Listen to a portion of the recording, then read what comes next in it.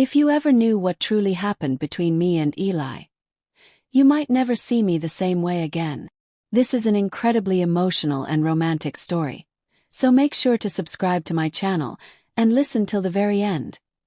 You won't want to miss a moment. Hello everyone, my name is Lena. I was born and raised in a quiet lakeside town in Northern California. The kind of place where everyone knows your name. The breeze carries the smell of pine and rain, and the world seems to slow down a little. My childhood was peaceful, wrapped in the comfort of routine, and the warmth of two wonderful parents. My mother had a laugh that made the world feel lighter, and my father was a man of few words but steady love. I thought things would always be that way, safe, soft, unchanging.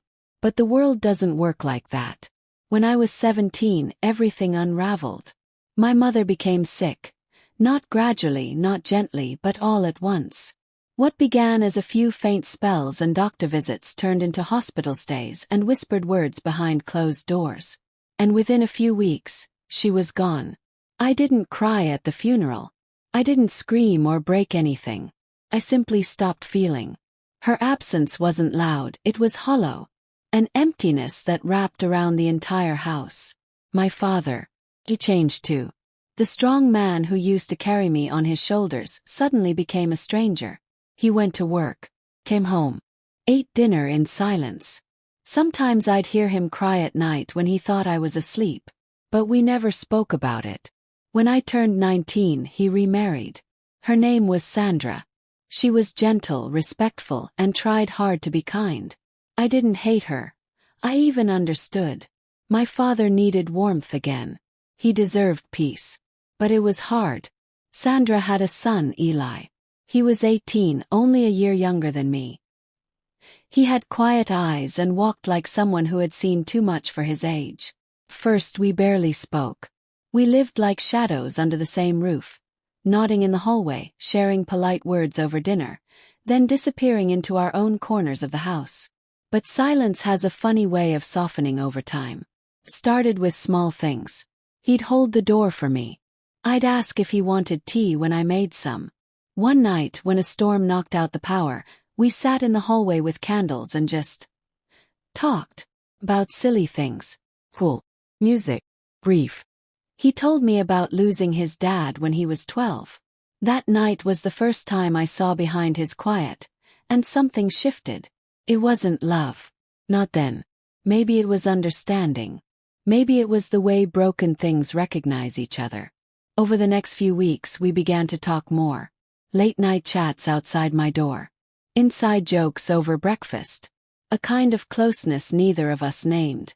But it was there. And with every passing day, it grew. I told myself it was harmless. We weren't really siblings. We were adults, technically. But there was always a line, even if it was drawn with invisible ink. Then came the trip.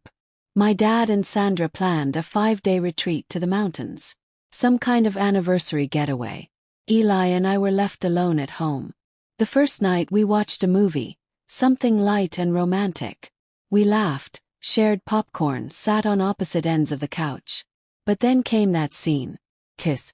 A long, emotional one. I don't know why, but the room suddenly felt too quiet. Too heavy.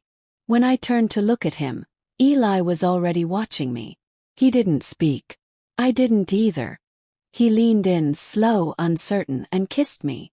It wasn't fiery or passionate. It was unsure, hesitant, like neither of us believed it was really happening. And maybe that's why I didn't stop it. That night everything changed. We didn't speak about what it meant. We didn't plan or promise. I just existed. Together. Whispered jokes. Shared stories. Fell asleep on the same couch with the TV humming in the background. For 5 days, we lived in a quiet dream. And when our parents returned, we became strangers again. But the silence was different now. It wasn't empty, it was hiding something. Over the next few months, we stole moments. Brushed fingers in the kitchen. Sat too close on the porch swing. Quiet knocks on my door after midnight. I knew it couldn't last. It shouldn't. So I took precautions. Not because I wanted something more, but because I was scared. And then life, as it does, intervened. Eli got accepted into a university 2 states away. When he told me, I smiled. Said I was proud. But inside, felt something break. The night before he left, we sat on the rooftop. The stars were out, the same ones we once counted. He took my hand. His was cold. His eyes warm. Maybe we were never meant to last, he whispered. But that doesn't mean we weren't real. I didn't cry. I didn't beg. I just nodded. By morning he was gone. No promises. No goodbyes. And I had to move on. Chapter 2: Real Life. I took a job as a front desk assistant at a local architecture firm. Gave me purpose. Structure. Slowly I pieced myself back together. That's when Ryan came into my life. He owned a small bookstore around the corner. Always reading. Always smiling. He had a calm that made you breathe easier. We started with coffee, then walks, then quiet dinners. Ryan never rushed me. Never pried into my past. With him I felt safe. He made love feel simple, not dramatic, not confusing. Just steady. We married a year later. Built a small home with a garden. Had a daughter who became the light of our lives. Our life is beautiful, peaceful. But sometimes, when I lie in bed beside Ryan, listening to our daughter breathe softly in the next room, remember. Not painfully. Not with regret. Just softly. Eli's face blurred with time. His voice faint like wind through leaves. Our 5-day bubble that once felt like the only real thing in the world. I never told Ryan. And I don't know if I should. Not because I'm hiding something that continues. It ended long ago. But because I don't know what purpose it would serve. Would it help him understand me better? Or would it leave behind a scar that was never his to carry? Sometimes love doesn't need a future to be real. Sometimes it just needs to exist. Briefly. Quietly. Some nights I wonder if Eli remembers too. If he ever tells his story, maybe to no one. Maybe only to himself. I don't regret the life I have. I love Ryan. I love our daughter. But I do carry a whisper of what once was. A love that came quietly, stayed briefly, and left a mark I'll carry forever. Years have passed, and life has settled into quiet rhythms. My daughter now laughs with the same sparkle I once saw in Eli's eyes. Some nights when I look at the stars, I wonder if he ever looks up too, if he remembers those few days the way I do. I'll never tell Ryan. Not because I'm ashamed, but because some truths are meant to be carried alone. Eli was a chapter, not my story. And yet, a soft part of me still holds his name like a secret prayer.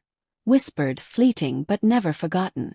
So I ask you, if you were me, would you speak the truth or let the past remain where it belongs? A memory, nothing more? Tell me in the comments.